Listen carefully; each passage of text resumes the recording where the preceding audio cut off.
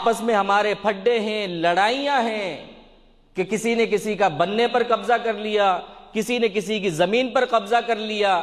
آج ہم اس دنیا کے اندر اتنے مگن ہو چکے ہیں کہ چند روپوں کے خاطر، چند پیسوں کے خاطر ہم ایک دوسرے کا قتل کر دیتے ہیں، ایک دوسرے سے رشتہ داریاں ختم کر دیتے ہیں۔ کیوں؟ کیونکہ ہمارے نزدیک اس دنیا کی بہت اہمیت ہے۔ اور جب کہ ہم اللہ کے نبی علیہ الصلوۃ والسلام کو دیکھیں نا، آپ علیہ الصلوۃ والسلام مشہور حدیث ہم سنتے رہتے ہیں، اللہ کے نبی علیہ السلام گزرے نا اپنے صحابہ کے ساتھ، تو ایک بکری کا مرا ہوا بچہ دیکھا۔ وہ بکری کون سی بکری کا بچہ؟ چھوٹے کانوں والی بکری کا مرا ہوا بچہ تھا وہ۔ آپ علیہ السلام اس کے پاس بیٹھے اور آپ نے کہا میرے صحابہ، کہا اللہ کے رسول حکم کریں، کہا میرے صحابہ اس مرے ہوئے بکری کے بچے کو مجھ سے کون خریدے گا؟ کہا اللہ کے نبی علیہ السلام، ایک تو یہ چھوٹے کانوں والی بکری، پھر اس کا بھی یہ مرا ہوا بچہ ہے، اور آپ کہہ رہے ہیں کہ اسے مجھ سے کون خریدے گا؟ اللہ کے نبی علیہ السلام اسے تو کوئی مفت میں بھی نہ خریدے، اسے تو کوئی مفت میں بھی نہ لے۔ فرمایا میرے صحابہ اس مرے ہوئے بکری کے بچے کی کوئی حیثیت نہیں ہے۔ کہا اللہ کے نبی علیہ السلام اس کو کوئی کیا کرے گا لے کر، اس کی کیا حیثیت ہے؟ یہ مرا ہوا ہے، زندہ بھی ہوتا تو بھی لوگ اس کو سوچتے خریدنے میں۔ فرمایا میرے صحابہ مطلب کوئی حیثیت نہیں ہے اس بکری کے بچے کی؟ کہا کوئی حیثیت نہیں ہے۔ فرمایا میرے صحابہ جس طرح تم لوگوں کے نزدیک اس بکری کے مرے ہوئے بچے کی کوئی حیثیت نہیں ہے، اس طرح اللہ کے نزدیک بھی اس دنیا کی کوئی حیثیت نہیں ہے۔ یہ دنیا کی حقیقت ہے۔ کون لے کر گیا ہے اپنے 7 کروڑوں اور اربوں روپے؟ کون لے کر گیا ہے؟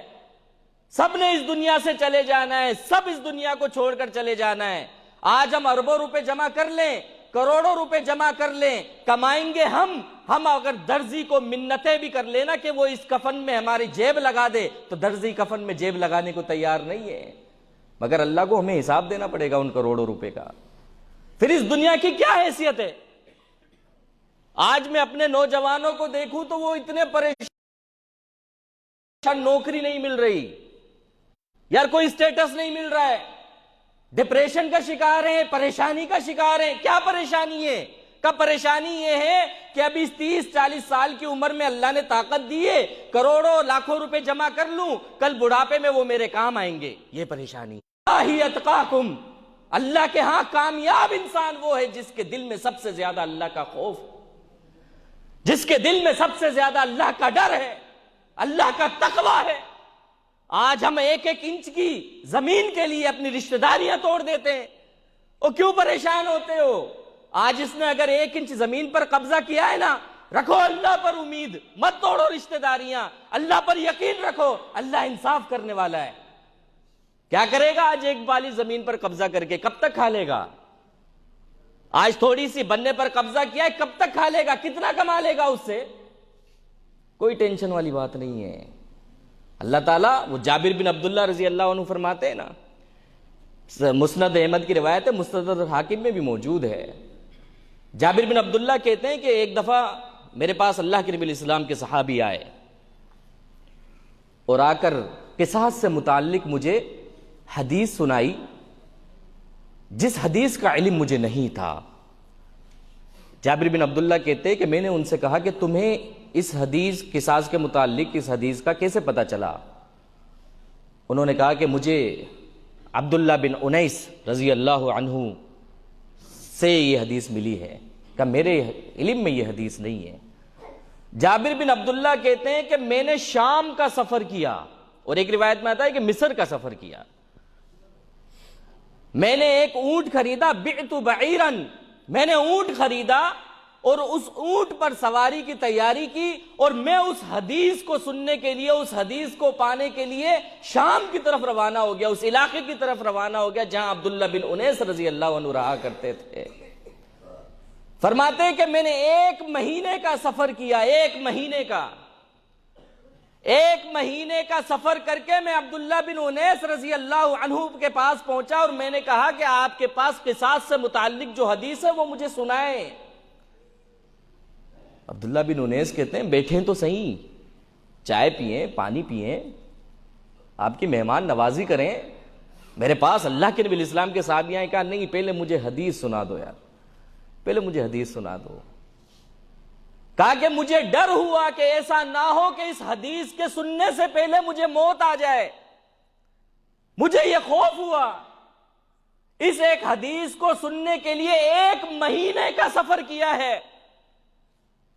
عبداللہ بن انیس کہتے ہیں میں بتلاتا ہوں نا، میں بتاتا ہوں. کہا نہیں پہلے مجھے حدیث سناؤ، ایسا نہ ہو مجھے اس حدیث کے سننے سے پہلے موت واقع ہو جائے. آج تو ہم جمعے میں آنے کے لیے جلدی تیار نہیں ہیں کہ یار مولوی تو وہی باتیں کرے گا، وہی نماز کی، وہی روزے کی، وہی زکوٰۃ کی باتیں کرے گا.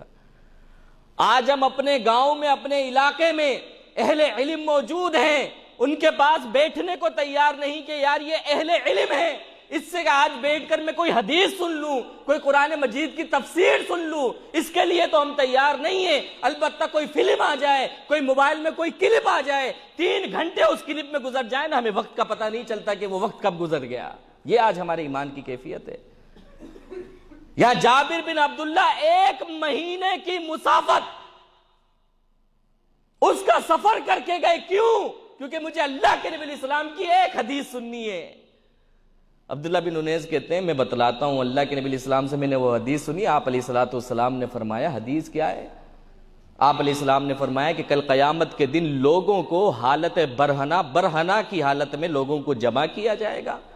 اللہ تعالیٰ اس وقت کہے گا انا الملک، آج میں بادشاہ ہوں، آج میں حساب لینے والا ہوں. اور کوئی جہنمی جہنم میں نہیں جائے گا، کوئی جنتی جنت میں نہیں جائے گا جب تک تم ایک دوسرے کے حقوق کو ادا نہ کر لو. اگر کسی نے کسی کو 1 تھپڑ بھی ناجائز مارا ہے تو اس کا حساب یہاں پر ہوگا، پھر جہنمی جہنم میں جائے گا اور جنتی جنت میں جائے گا. جب 1 تھپڑ کا بھی حساب ہوگا تو آج یہ زمین پر قبضہ کر لینے دو نا، کیوں پریشان ہوتے ہو؟ ایک شخص مجھے ملا، وہ کہتا تھا فلاں کے اوپر میرا اتنا قرضہ، فلاں کے اوپر میرا اتنا قرضہ، فلاں کے اوپر میرا اتنا قرضہ. لوگ قرضہ واپس، آج یہ حالت ہو چکی ہے. حالانکہ اللہ کے نبی علیہ السلام نے فرمایا کہ شہید جو ہے نا، شہید اگر اس کے اوپر بھی قرض ہو اور وہ شہید ہو گیا ہو تو وہ شہید بھی جنت میں نہیں جائے گا جب تک اس کا قرض نہ اتر جائے. آج ہم تو قرض لے کے یہ سمجھتے ہیں کہ ہم نے کما لیے. 1 ہفتے کے لیے قرض لیا، پھر اس کے بعد موبائل فون تک ہم نہیں اٹھاتے. آج اگر اس نے زمین پر قبضہ کیا ہے نا تو کل جب تک اس کا حساب نہیں دے گا تو یہ جائے گا نہیں، نہ جہنم میں جا سکے گا نہ جنت میں جا سکے گا جب تک اس کا حساب نہ دے دے. تو اس شخص کو جب میں نے کہا کہ آپ لوگوں سے قرضہ واپسی کیوں نہیں لیتے، کہا کہ میں کہتا ہوں کہ قرضہ میرا واپسی کرو، لوگ قرضہ نہیں دیتے، کوئی بھاگ جاتا ہے تو میں کہتا ہوں ٹھیک ہے بھاگ جاؤ، مجھے کوئی ٹینشن نہیں ہے اس بات کی. کہا ٹینشن کیوں نہیں ہے؟ کہا کہ اس لیے ٹینشن نہیں نا، ہم تو ویسے ہی گناہ گار، ہو سکتا ہے کل اسی قرضے کی وجہ سے اللہ تعالیٰ میری نجات کر دے. کل کو تو حساب دینا پڑے گا نا، اس لیے 1-1 روپے کا اللہ کو حساب دینا پڑے گا کل. تو ہر ایک شخص کو موت آنی ہے، کوئی اس دنیا میں رہنے نہیں آیا، کوئی نہیں. اور بڑے بڑے لوگ آج ہمارے ہاں، پرانے زمانے میں پوچھوں نا اپنے نوجوانوں سے، نوجوانوں اس بات کو ذرا سمجھنا میری، پرانے زمانے میں پوچھوں نا کہ سب سے بڑا پیسے والا کون تھا تو جواب آ جائے گا کہ قارون تھا. میں پوچھوں نا آج کے زمانے میں سب سے زیادہ پیسے والا کون ہے تو جواب آ جائے گا بل گیٹس ہے، ایمیزون کا مالک ہے. بھارت میں کون ہے؟ مکیش امبانی ہے. نوجوانوں کو بڑا پتا ہے اس بات کا، کیونکہ ہمارے ہاں آج کامیابی کی نشانی پیسہ ہے. میں پوچھوں نا اللہ کے نبی علیہ السلام کے زمانے میں اور اس کے بعد کے زمانے میں، آج سے پہلے کے زمانے میں پیسے والا کون تھا تو جواب نہیں ملے گا. زیادہ سے زیادہ جواب ملے گا عثمان غنی رضی اللہ عنہ تھے، یا پھر ان کے بعد جواب ملے گا عبد الرحمن بن عوف تھے. میں پوچھوں نا تیسرا بندہ کوئی مجھے بتا دے، تیسرا اس محفل میں بیٹھا ہوا کوئی تیسرا نام مجھے بتا دو کہ سب سے زیادہ پیسے والا کون تھا. بہت مشکل ہو جائے گا بتانا، کیونکہ اس دور کے اندر پیسے والے کی کوئی حیثیت نہیں تھی. اس دور میں اسٹیٹس پیسے والے کا نہیں تھا. اس دور میں اسٹیٹس تھا جس کے دل میں اللہ کا خوف ہو، جس کے دل میں اللہ کا ڈر ہو، یہ اسٹیٹس تھا. یہ اسٹیٹس تھا ہی نہیں کہ جو سب سے زیادہ پیسے والا ہے وہ کامیاب ہے، یہ نہیں تھا. کامیابی کی نشانی یہ نہیں ہے. وہ پریشان ہونا چھوڑ دو. ابن ماجہ کی روایت ہے نا، اللہ کے نبی علیہ السلام نے فرمایا کہ وہ شخص کامیاب ہے جسے 3 چیزیں مل گئی. پہلی چیز کیا ہے؟ جسے اسلام مل گیا. دوسری چیز کیا ہے؟ جتنی اس کی ضرورت ہے اللہ نے اس کو رزق دے دیا، اور تیسری چیز کیا ہے؟ وہ اس رزق پر راضی ہو گیا، اس پر قناعت کر گیا۔ کیونکہ ہمیں تو وہاں کامیابی چاہیے، کہاں؟ آج میں سوچوں نا کہ میں مشہور ہو جاؤں، تھوڑا دھیان دینا اس بات پر۔ اس دنیا میں کتنے لوگ ہیں؟ کتنے لوگ ہیں اس دنیا میں؟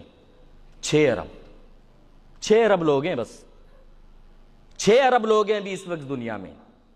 اب میں کتنا مشہور ہو جاؤں، کتنے لوگ جان لیں گے مجھے؟ 6 ارب جان لیں گے نا، اس سے زیادہ تو نہیں جان سکتے۔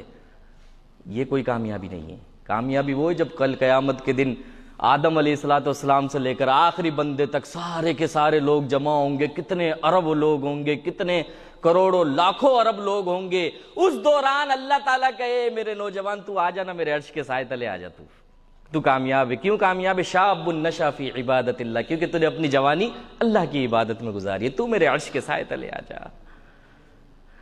برا بن عازب فرماتے ہیں کہ جب بھی کسی بندے پر موت واقع ہوتی ہے، اللہ کے نبی علیہ السلام نے فرمایا کہ جب بھی کسی بندے پر موت واقع ہوتی ہے، اور موت مومن پر بھی آنی ہے، موت کافر پر بھی آنی ہے، بچا تو کوئی نہیں ہے نا۔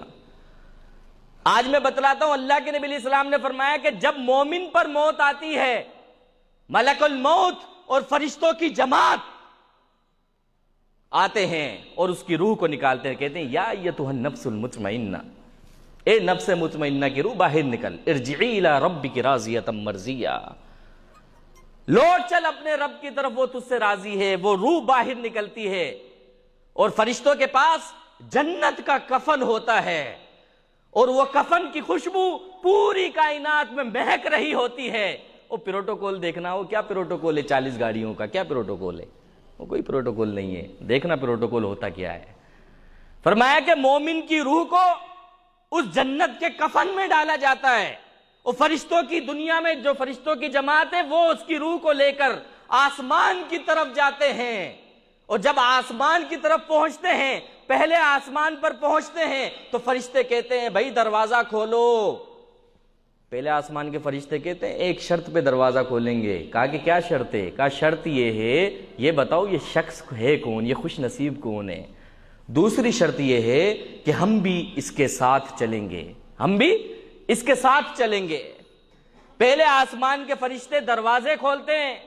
اب پہلے آسمان کے فرشتے اور دنیا کے فرشتوں کی جماعت مل گئی، اب اس مومن کی چھوٹی سی روح کو لے کر فرشتوں کی جماعت دوسرے آسمان پر جاتی ہے۔ پھر دوسرے آسمان کے فرشتے کہتے ہیں کہ ایک شرط پر دروازہ کھولیں گے کہ ہم بھی ساتھ چلیں گے۔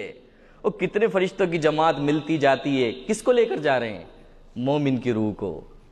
اور کیا پروٹوکول ہوگا؟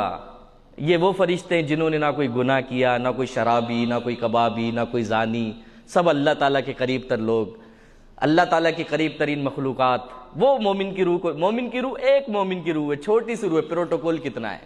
آج میں منسٹر بن جاؤں تو کتنی گاڑیاں ہوں گی؟ 100 گاڑیاں ہوں گی۔ ان میں گارڈ کون ہوں گے؟ کوئی ان میں شرابی ہوگا، کوئی زانی ہوگا، کوئی کبابی ہوگا، کوئی کچھ ہوگا۔ کیا پروٹوکول ہے؟ کوئی پروٹوکول، وہ پروٹوکول ہوگا۔ چنانچہ یہاں سے لوگ اسے قبر میں دفنا دیتے ہیں۔ جب قبر میں دفنا دیتے ہیں، منکر نکیر آتے ہیں، آ کر سوال کرتے ہیں مر رب کا، یہ بتا تیرا رب کون ہے؟ ہمیں ان 3 سوالوں کی تیاری کرنی ہے بس۔ اللہ کے نبی علیہ السلام نے فرمایا نا کہ من ذاق طعم الایمان، اس شخص نے ایمان کے ذائقے کو چکھ لیا۔ کس نے؟ من رضی باللہ ربا، جو اللہ کے رب ہونے پر راضی ہو گیا، وبالاسلام دینا، جو اسلام کے دین ہونے پر راضی ہو گیا، وبمحمد النبی صلی اللہ علیہ وسلم، اور محمد صلی اللہ علیہ وسلم کے نبی ہونے پر راضی ہو گیا۔ بس یہ 3 باتیں ہیں۔ اپنا مقصد ان 3 باتوں کو حاصل کرنے کے لیے لگا دو۔ کس کے لیے؟ اسلام کے دین ہونے پر راضی ہو جاؤ، محمد صلی اللہ علیہ وسلم کے نبی ہونے پر راضی ہو جاؤ، اور اللہ کو اپنا رب ماننے پر راضی ہو جاؤ۔ اس کے لیے اپنی دنیا لگا دو، دنیا اللہ تعالیٰ تمہارے قدموں میں ڈال دے گا، دنیا قدموں میں آئے گی۔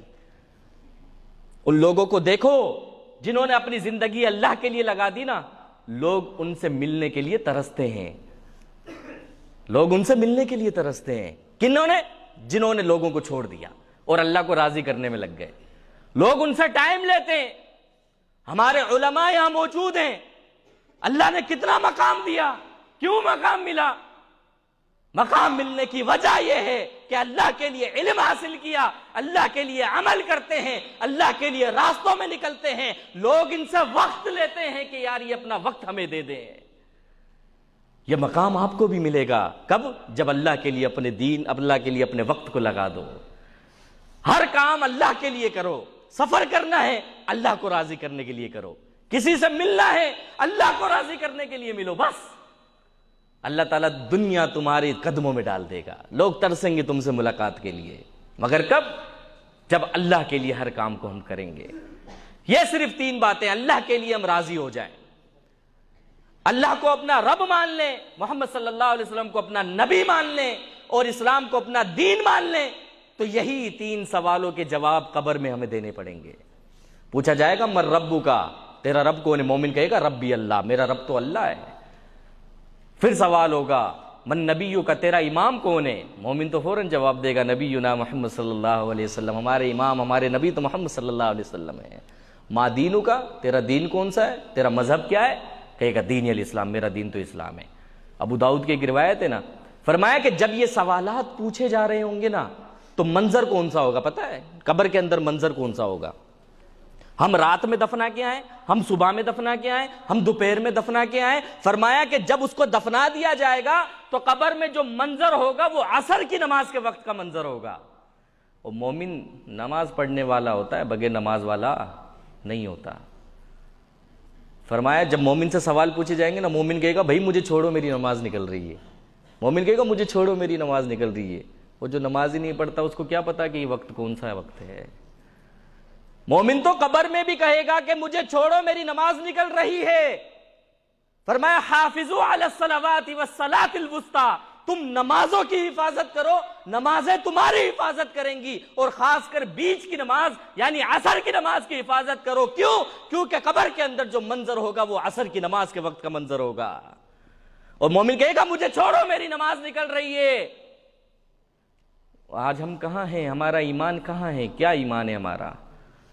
یہاں مؤذن اذان دیتا ہے حی علی الصلاح حی علی الفلاح، آؤ نماز کی طرف، آؤ کامیابی کی طرف۔ نوجوانوں کامیابیاں تم گوٹ کے چوراہے پر ڈھونڈتے ہو، کامیابیاں ہم ہوٹلوں پر ڈھونڈتے ہیں، کامیابیاں ہم موبائلوں پر ڈھونڈتے ہیں۔ ہمارا ایمان پتہ ہے کتنا ہے؟ سچی بات پوچھو تو زیادہ سے زیادہ اذان ہوتی ہے نا، ابھی ایمان ہمارا اتنا باقی بچا ہے کہ ہم زیادہ سے زیادہ موبائل کی آواز کم کر دیتے ہیں بس، ورنہ بعض تو وہ بھی نہیں کرتے، اتنا ہمارا ایمان ہے۔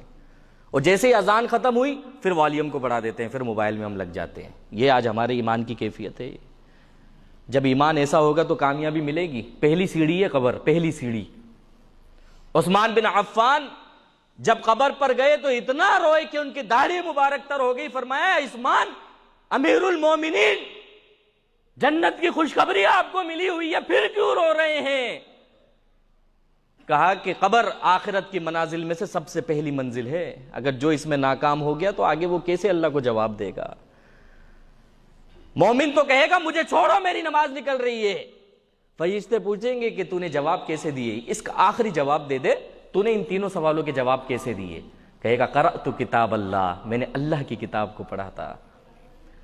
آسمان سے آواز آئے گی قد صدق عبدی، میرے بندے نے سچ کہا، افرشوہ من الجنہ البسوہ من الجنہ، اس کے لیے جنت کا بسترا لگا دو، یہ ہمارا مہمان ہے، اس کے لیے جنت کا لباس پہنا دو۔ قبر کو کشادہ کر دیا جائے گا، جتنی آنکھوں کی حد نگاہ ہوتی ہے قبر کو پھیلا دیا جائے گا، قبر کے لیے جنت سے کھڑکی کھول دی جائے گی۔ اب مومن جنت کا لباس پہن لے گا، جنت کا بسترا لگ جائے گا، قبر سے جنت کے نظارے کرے گا۔ ہے تو جلد باز نہ، کہے گا اللہ قبر کے جنت کے نظارے ہو رہے ہیں، اب ذرا جنت میں بھی داخل کر دے۔ اللہ کہے گا اب تو سو جا، تو پھر قیامت تک کے لیے اس کو سلا دیا جائے گا۔ اور کل قیامت کے دن جب کھڑا ہوگا نا تو اسے محسوس ہوگا میں تھوڑی دیر سویا ہوں۔ اسی طرح مشرک، کافر، فاجر، فاسق پر بھی موت آنی ہے۔ فرمایا جب ملک الموت آتا ہے، کیونکہ موت تو ہر ایک پر آنی ہے، ہر ایک پر، اس کی روح کو نکالتا ہے اور کہتا ہے یا ایتھا النفس الخبیثہ، اے خبیث نفس کی روح باہر نکل، تیرا وقت آ گیا، بہت کر لیے تو نے مزے، بہت عیاشیاں تو نے کر لی ہیں، بڑا تو نے مال کما لیا، بڑے تو نے بینک بیلنس بنا لیے، اب ذرا باہر نکل، اب آ جا، تیرا وقت آ گیا ہے۔ وہ روح، اللہ کے نبی علیہ السلام نے فرمایا، صحیح بخاری کی روایت ہے، کتاب الجنائز ہے، حدیث نمبر 7447 غالباً ہے. فرمایا کہ وہ اس کی روح باہر نہیں نکلے گی، روح باہر نہیں نکلے گی، اس کو کھینچ کر نکالا جائے گا. جس طرح کوئی نرم کپڑا کانٹے دار والی جھاڑیوں میں پھنس جائے تو اس کپڑے کو نکالتے وقت کیا حالت ہو جاتی ہے، فرمایا اس سے بھی بدترین اور بدتر حالت اس شخص کی ہوگی جس کی روح کو کھینچ کر نکالا جائے گا. اللہ تعالیٰ ہمیں اپنی پناہ میں رکھے. فرمایا اس کی روح کو بھی نکالا جائے گا، جہنم کا کفن ہوگا، اس کی بدبو پھیل رہی ہوگی، اس کی روح کو بھی لے کر جائیں گے آسمان کی طرف. کہیں گے بھئی آسمان کے دروازے اس کے لیے نہ کھولنا. اللہ نے قرآن مجید میں فرمایا لا تفتح لهم ابواب السماء ولا يدخلون الجنة حتى يلج الجمل في سم الخياط. آسمان کے دروازے اس کے لیے نہیں کھولے جائیں گے. ولا يدخلون الجنة، نہ وہ جنت میں داخل ہوگا. جس طرح کوئی اونٹ سوئی کے سوراخ میں سے نہیں گزر سکتا، اس طرح یہ جنت میں داخل نہیں ہو سکتا، یہ مشرک جنت میں نہیں جا سکتا. آسمان سے اس کی روح کو چھوڑ دیا جائے گا، اتر بتر ہلاک و برباد ہوتی ہوئی. چنانچہ لوگ اس کو یہاں سے قبر میں دفنا دیں گے. منکر نکیر آئیں گے، پوچھیں گے وہ جواب دے من رب کا، تیرا رب کون ہے؟ کہے گا جواب کیا دوں، میرا رب کون؟ حالانکہ اپنے آپ کو مسلمان کہتا تھا، جواب نہیں دے پائے گا. کہیں گے بتائیے تیرا رب کون ہے؟ اچھا اس سوال میں بھی ایک چیز ہے سمجھنے والی. پوچھا جائے گا مر رب کا، تیرا رب کون ہے؟ یہ نہیں پوچھا تیرے رب کون کون ہے. سوال واحد ہے تو جواب بھی واحد ہے. فرمایا تیرا رب کون ہے؟ اب پریشان ہوگا، یہ بیٹا تو میں نے اس سے مانگا تھا، بیٹی تو میں نے اس سے مانگی تھی، رزق میں نے اس سے مانگا تھا. پریشانی آئی، کسی نے کہا فلاں جگہ چلا جا، میں فلاں جگہ چلا گیا. اب ایسا نہ ہو بیٹے دینے والے کا نام لوں تو وہ رب نہ ہو، بیٹی دینے والا ہو. ایسا نہ ہو بیٹی دینے والے کا نام لے لوں وہ رب نہ ہو، جس نے مجھے رزق دیا وہ رب ہو. پریشان ہو جائے گا، کہے گا یار جو لوگوں سے سنتا تھا میں تو وہی کیا کرتا تھا. کیونکہ کوئی جواب ہی نہیں ہوگا. اس دنیا میں کہتے ہیں نا یار جیسے چاہے، یہ بیماری آئی ہے نا، بیماری یہ شفا ملنی چاہیے، چاہے مندر سے ملے، چاہے درگاہ سے ملے، چاہے کہیں سے، بس شفا ملنی، ہمیں تو شفا چاہیے. شفا مانگی فلاں سے. وہ اللہ شاعر بھی کہتا ہے نا کہ کیوں مانگتے ہو اوروں کے دربار سے، کیوں مانگتے ہو اوروں کے دربار سے، وہ کون سا کام ہے جو ہوتا نہیں پروردگار سے. اللہ سے تو مانگا ہی نہیں. یہب لمن یشاء اناثا ویہب لمن یشاء الذکور او یزوجہم ذکرانا واناثا ویجعل من یشاء عقیما انہ علیم قدیر. وہ میرا رب ہے، جسے چاہے بیٹا دے، جسے چاہے بیٹی دے، جسے چاہے بیٹا بھی دے بیٹی بھی دے، اور جسے نہ چاہے تو نہ دے. کون ہے اس سے پوچھنے والا؟ یہ تو گیا اولاد نہیں ہوئی، کبھی فلاں کے پاس گیا، کہیں ماتھا ٹیکا، کبھی کسی سے مانگا، کبھی کسی سے مانگا. آج کیا جواب دے گا؟ کہے گا جو لوگوں سے سنتا تھا میں تو وہی کیا کرتا تھا. کہ اچھا چلو دوسرا جواب دے. کیا سوال ہے؟ سوال ہے من نبیو کا، بتا تو صحیح تیرا امام کون ہے، تیرا نبی کون ہے، تیرا مقتدر، تیرا رہبر، تیرا رہنما کون ہے؟ دنیا میں کہتا تھا سارے امام صحیح ہیں، سب صحیح ہیں یار. جو ہاتھ چھوڑ کر نماز پڑھ رہے ہیں وہ بھی صحیح ہیں، جو ہاتھ باندھ کے نماز پڑھ رہے ہیں وہ بھی صحیح ہیں، جو سینے پہ باندھتے ہیں وہ بھی صحیح ہیں، جو ناف کے نیچے باندھتے ہیں وہ بھی صحیح ہیں. ارے سجدہ تو اللہ کو کر رہے ہیں نا، چاہے کیسے بھی کریں، سب صحیح ہے. اب یہاں تو پوچھا ہے من نبیو کا، تیرا امام کون ہے؟ ایک کا نام بتانا، ایک کا. میں تو دنیا میں کہتا تھا سب صحیح ہیں، سارے برحق ہیں، سب کو میں نے مانا، نہ مانا تو امام اعظم محمد رسول اللہ کو نہ مانا. اب پریشان ہوگا کیا جواب دوں. کہے گا سمعت من الناس، جو لوگوں سے میں سنتا تھا وہی کیا کرتا تھا. اچھا اس کی آنکھوں کے سامنے بھی نا منظر ہوگا عصر کی نماز کا، لیکن اسے کچھ پتہ نہیں ہوگا. یہ ہماری آج نوجوان نسل کی طرح کچھ کو چھوڑ کے غیر نمازی ہوگا، نماز نہ پڑھنے والا ہوگا. کیا پتہ نماز کا یہ کون سا منظر ہے، اس کو پتہ ہی نہیں ہے. اس کو دفنایا رات میں منظر عصر کی نماز کا، لیکن پتہ ہی نہیں ہے کون سا منظر ہے، کیونکہ کبھی نماز پڑھتا ہی نہیں تھا. ہم نے اپنے نا ایسے سمجھ لیا جیسے میرے باپ کا دین ہو، دل کرتا ہے تو نماز پڑھ لی، دل کرتا ہے تو چھوڑ دی. ہم نے ایسے سمجھ بیٹھے ہیں. ہم سمجھ بیٹھے ہم توحید والے ہیں، ہم جنت کے ٹھیکیدار ہیں، ہم سرٹیفکیٹ بانٹتے ہیں. ہم اپنے اعمال کو، اپنے عمل کو نہیں دیکھتے، ہم سرٹیفکیٹ بانٹتے ہیں. ایسے لگتا ہے کہ ہم جنت کو بانٹیں گے. یہاں پر وہی کامیاب ہوگا جس نے نماز پڑھی ہوگی، جس نے اللہ کو اپنا رب مانا ہوگا. یہاں پریشان ہوگا کیا جواب دو. اچھا سوال کیا جائے گا، چلو تیسرے سوال کا جواب دے. کیا سوال ہے؟ ما دینوں کا، تیرا مذہب کون سا ہے؟ دنیا میں تو میں کہتا تھا سارے مذہب صحیح ہیں، ارے سب صحیح ہیں، سب اللہ کو مانتے ہیں نا، سب صحیح ہیں، دنیا میں سب کو صحیح کہتا تھا، اب یہاں پریشان ہوگا کہ کیا جواب دوں۔ پوچھا جائے گا کہ اللہ نے تجھے قرآن مجید، اللہ نے انبیاء کو بھیجا، کیا ہم نہیں سنتے لوگوں کی باتیں؟ ہم علماء کی باتیں نہیں سنتے؟ آسمان سے آواز آئے گی قد کذب، یہ جھوٹ بولتا ہے، اس کو علماء بتایا کرتے تھے کہ نماز پڑھ لے، اس کو علماء بتایا کرتے تھے مانگنا ہے تو صرف اللہ سے مانگنا ہے، علماء بتایا کرتے تھے نماز کون سی صحیح ہے، علماء بتایا کرتے تھے مذہب کون سا صحیح ہے۔ اللہ نے انبیاء کو بھیجا، انبیاء کے بعد تابعین، صحابہ کرام، تبع تابعین، علماء، ان سب نے دعوت دی، مگر سب کو ٹھکرا دیا۔ جو دل چاہا وہ کیا کرتا تھا، جو دل چاہا۔ دل نے چاہا کہ آج مغرب کی نماز پڑھ لوں تو پڑھ لی، دل نے چاہا کہ نہیں فجر کی نماز نہیں پڑھنی تو نہیں پڑھی۔ کون اٹھے فجر کی نماز کے لیے؟ سردی کا موسم ہے، کون اٹھ کر وضو کرے؟ ٹھنڈے پانی سے کون اٹھ کر نماز کے لیے جائے؟ ارے جب اٹھیں گے تو پڑھ لیں گے، دل کرے گا تو پڑھ لیں گے، ورنہ اللہ تو معاف کرنے والا ہے، اللہ معاف کرنے والا ہے تو اللہ پکڑنے والا بھی ہے، یہ ہم بھول جاتے ہیں۔ فرمایا کہ اس کی قبر کو ملا دو، یہ بیکار آدمی ہے، یہ مشرک ہے، قبر کو ملا دو۔ فرمایا اللہ کے نبی علیہ السلام نے اس کی قبر کو ملا دیا جائے گا۔